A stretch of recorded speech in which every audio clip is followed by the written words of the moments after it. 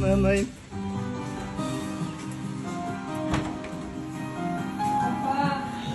Bu kadar kalmasın neyse. Al.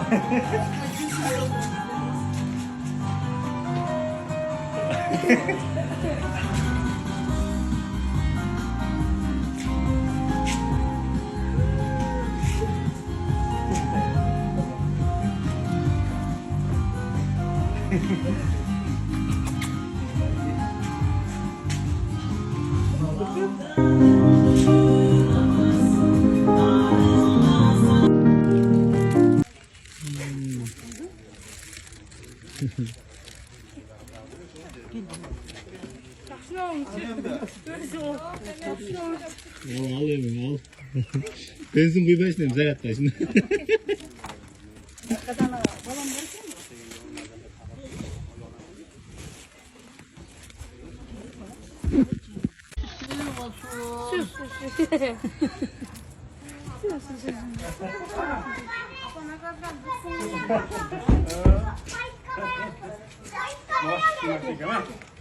Nasıl başına benim abi? Dur böyle güzel.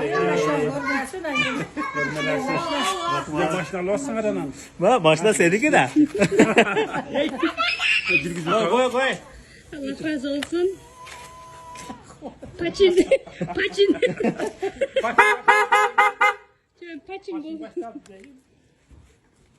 bu.